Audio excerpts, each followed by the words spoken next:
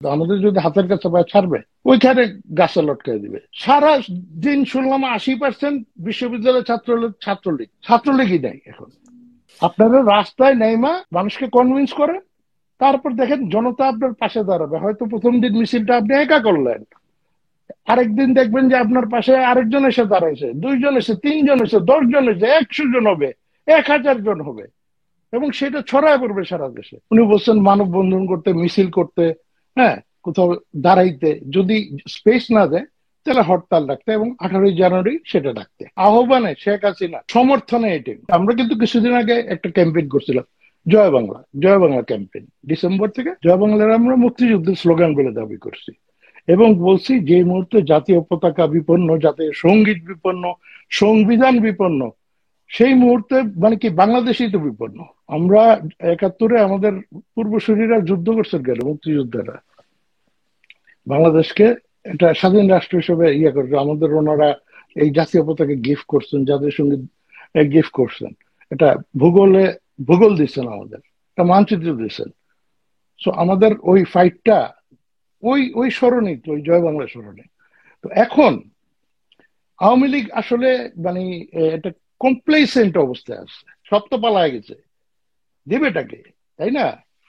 কিন্তু এই যে যেগুলো এখন ওই যে ভাইবাজ নেতাবাজ কিছু আছে না, সারা জীবন টেন্ডারবাজি করছে, হ্যাঁ, এখনো মহল্লায় ঢুকলে দোকানদারে দৌড়াবে তাদের, ঠিক আছে, সাধারণ মানুষ দৌড়াবে। কারণ ওই যে চোর বাটপার গুন্ডা একটা ভাবমূর্তি নিয়েছিল।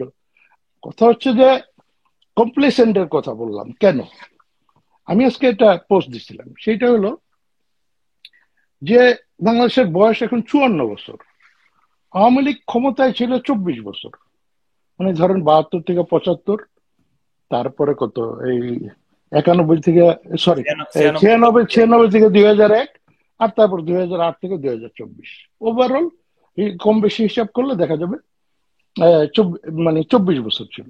তো বাকি 30 বছর কই ছিল? বাকি 30 বছর তো রাজপথে ছিল, লড়াইয়ে ছিল, স্লোগানে ছিল, মিছিলে ছিল, লাঠিগুলি টিয়ার গ্যাসের বিরুদ্ধে ছিল, ইট পাটকেল নিয়ে যুদ্ধ করছে রাইফেলের বিরুদ্ধে, হাজার হাজার নেতাকর্মী মারা গেছে, তাই না? এই এই এই পথ চলাতেই 75-এর পর, সেই পথ চলাতেই এখন এই 96-তে এসে কিন্তু আওয়ামী লীগ ক্ষমতায় আসছে। লম্বা সময় কিন্তু, চিন্তা করেন, 21 তাই না? বছর হ্যাঁ, লম্বা সময়। তো ওই ওই ওই সময়কার যারা আওয়ামী লীগ কর্মী ছিল, তৃণমূল বলেন, নেতা বলেন, দে ওয়ার হার্ডকোর, তাই না? আর এখন যেগুলা, এগুলো তো 15 বছর ধরে খালি মাখন আর ননি আর মাখন খেয়েছে, তাই না? এরে ধমকাইছে, ওরে ধমকাইছে, টাকা বানাইছে। কারণ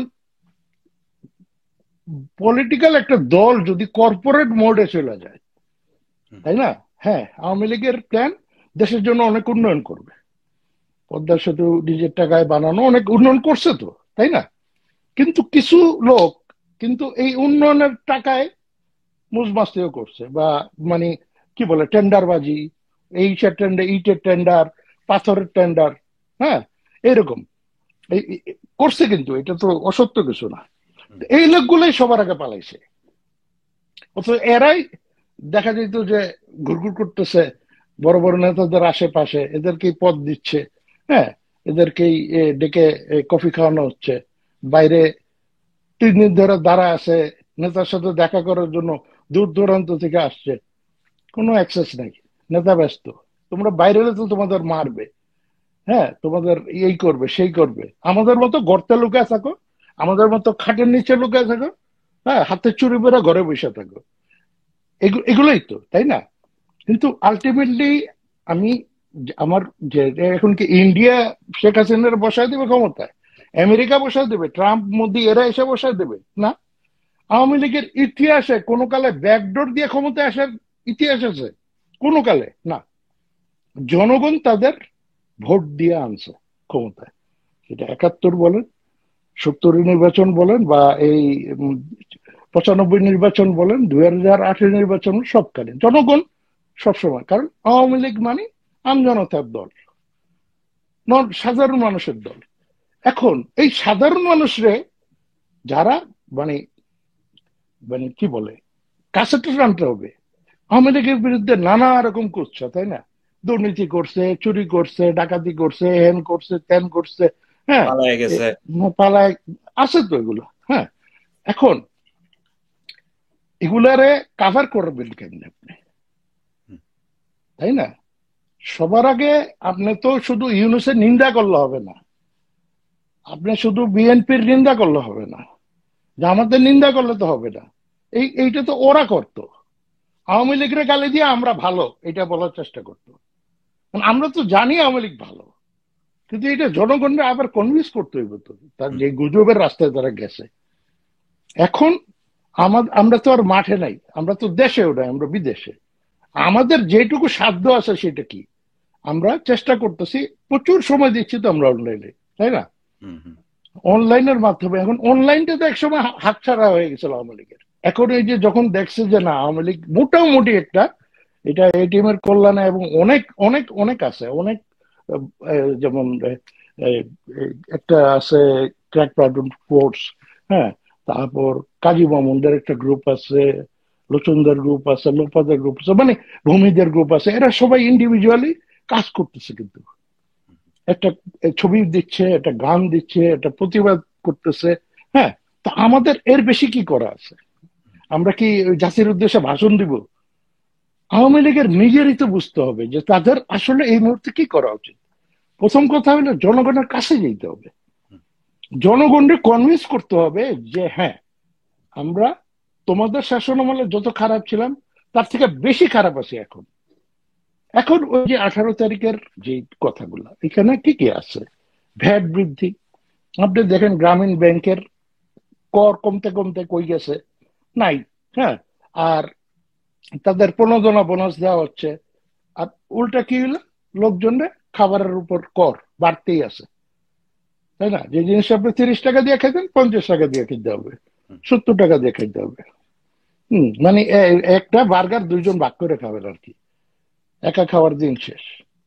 তো এইটা গেল একটা। দ্রব্যমূল্যের কি অবস্থা বাজারে, আসলে কি সহজলভ্য সবকিছু সব সাধারণ মানুষের কাছে? এই যে হাজার হাজার মানুষ বেকার, শ্রমিক বেকার গার্মেন্টস এর, আজকে ইউটিউবে দেখলাম যে গাজীপুরে নাকি গার্মেন্টস এর মেয়েরা এখন শরীর বিক্রি করতেছে সস্তায়। খাইতে হবে তো ভাই, একবেলা খাইতে হবে তো। সে তো একা একা একা, মানে খিদায় নাই, তার হয়তো পরিবার আছে, বাবা মা আছে, ভাই বোন আছে। এক একটা শ্রমিকের উপর 4-5 জনের পরিবার নির্ভর করে। এইবারই প্রথম আমরা দেখলাম উনি কিন্তু স্পেসিফিক একটা নির্দেশনা দিয়েছেন। এর এর আগে তো আমরা শুনছি যে আসলে দেশে কি হচ্ছে, হ্যাঁ, যে ইউনূস সরকার কি করতেছে, কি অন্যায় করতেছে, বা আওয়ামী লীগ কিভাবে ভুক্তভোগী হচ্ছে, উনি সেই ন্যারেটিভ চালা গেছেন। কিন্তু এখন স্পেসিফিক্যালি যে আওয়ামী লীগরে যে জাগতে হবে, এই বার্তাটুকু তো আমরা পাইছি, এবং এইটাই আমাদের কাছে একটা ট্রেজার মনে হয়েছে, এটা গুপ্তধরের মতো, যে যাক, লিস্ট আপা সরবে ফিরতেছেন। এখন উনি কাদের, মানে কাদের জন্য করতেছেন? এখন আপা যদি ইয়াতে বক্তৃতাও দেয়, এই লোকগুলাই বলবে, হ্যাঁ, যদি উনি ভিডিও বক্তৃতার বার্তাও দেয়, দেখা যাবে এই লোকগুলাই বলবে যে এইটা হলো ফেক ভিডিও। শেখ হাসিনার সমর্থনে, জননেত্রী শেখ হাসিনার সমর্থনে এটি, মানে কথাগুলো তো ওনার। আমরা কি ডাকছি নাকি হরতাল? আমরা তো ডাকি দিই, এটি তো হরতাল ডাকেনি, ডাকছেন আপা, বলছেন উনি যে 18 তারিখ হরতাল দাও, তার আগে মানববন্ধন করো, রাস্তায় দাঁড়াও, যদি দেখো বাধা দিচ্ছে হরতাল ডাকো। এটা 18 জানুয়ারি ডাকবা, শেষ।